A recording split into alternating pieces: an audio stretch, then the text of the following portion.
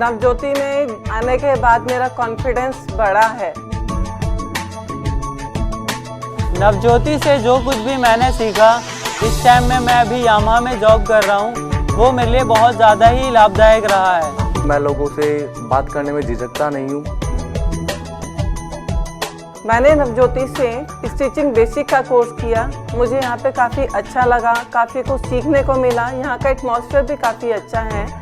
यहाँ पे बहुत कुछ सीखने को मिलता है। हमारे कोर्सेज के साथ साथ हमें डिफरेंट स्किल्स सिखाई जाती हैं, कम्युनिकेशन स्किल्स सिखाई जाती हैं, लाइफ स्किल के सेशंस होते हैं, डिफरेंट एक्टिविटीज़ भी करवाई जाती हैं, जिससे हमें बहुत ज़्यादा मोटिवेशन मिलता है। मैं नवज्योति इंडिया फाउंडेशन से IT बेसिक का कोर्स कर चुका हूँ। मैंने एक्सेल सीखा, वर्डपैड सीखा, उससे मैं आज नौकरी लेने में सक्षम हूँ। अब मैं अपना काम स्टार्ट करना चाहती हूँ और मैं घर पर सूट भी स्टिच करती हूँ, जिससे कुछ अर्निंग होती है।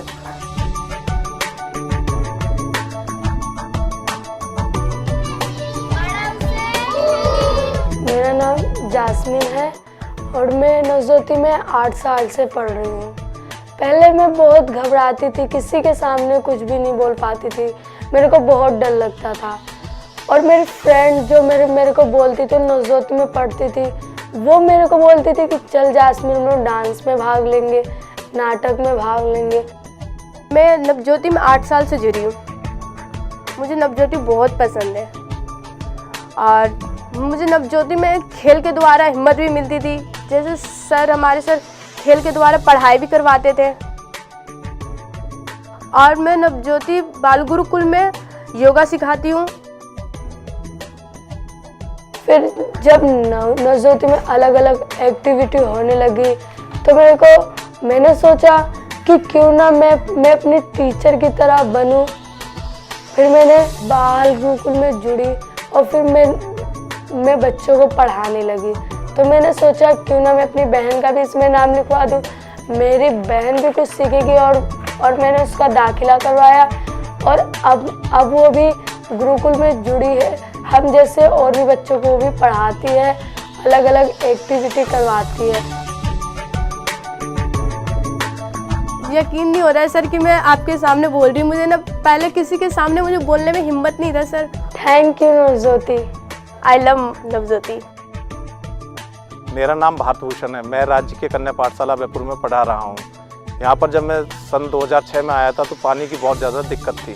पानी के लिए बच्चे गलियों में या आस पड़ोस के घरों में पानी के लिए जाया करते थे, जिससे ऐसा लगता था कि स्कूल में पढ़ाई बिल्कुल नहीं हो रही है। बच्चे गलियों में ही घूमते हुए दिखाई देते थे, जिसके कारण बच्चे स्कूल से आते और दोबारा दूर से आने के कारण घर चले जाते तो उनकी माएँ, उनकी दादियाँ उन्हें घर रख लेती थी। नवज्योति ग्रुप की तरफ से हमारे स्कूल में वाटर हार्वेस्टिंग और चेक डैम भी लगवाया गया, जिससे बच्चों के हमारे स्कूल कैंपस में जो है वो पानी इकट्ठा नहीं होता और सारा पानी जो है ज़मीन में चला जाता है, जिससे हमारे स्कूल में बच्चों को खेलने में कोई समस्या नहीं आती। इनके द्वारा लगाई गई टंकियों से हमारे बच्चों को प्रचुर मात्रा में पानी मिलता है और बच्चे जो हैं हमारे वो स्कूल में ही रहते हैं, जिससे उनकी स्ट्रेंथ भी बढ़ रही है, सुविधाएं भी बढ़ रही हैं।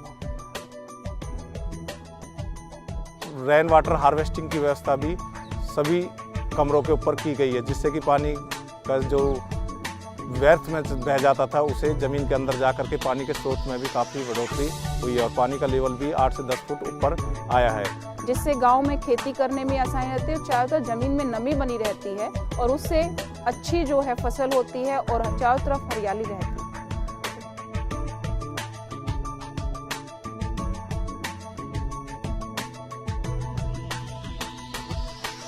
मेरा नाम निर्मला है। मैं सहजावास की रहने वाली हूँ। 6-7 साल में ठीक से रही। उसके बाद में मैंने देखा कि नवज्योति में सिलाई सिखाई जाती है। हमने धीरे धीरे, क्योंकि मुझे अलाउड नहीं था कि घर से बाहर जाऊँ, मैं सभी मना करते थे। मेरे हस्बैंड को बिल्कुल भी पसंद नहीं था कि मैं सिलाई सीखूँ। तो जैसे ही वो ड्यूटी पे चले जाते तो मैं पीछे से जाती। 1 घंटे का मैंने सिलाई सीखा। 6 महीने मैंने सिलाई सीख के सिलाई का डिप्लोमा भी लिया नवज्योति से। उसके बाद में 2013 में मेरे हस्बैंड की डेथ हो गई। तो घर का खर्चा चलाना बहुत भारी हो गया मेरे लिए कि मैं क्या करूं, मुझे कुछ नहीं पता था। मेरे पास 2 बच्चे और एक मेरी सास है। उसके बाद में मैंने देखा कि कुछ ना कुछ तो करना ही पड़ेगा। उसके बाद में मैंने अपनी एसएचजी से लोन लिया।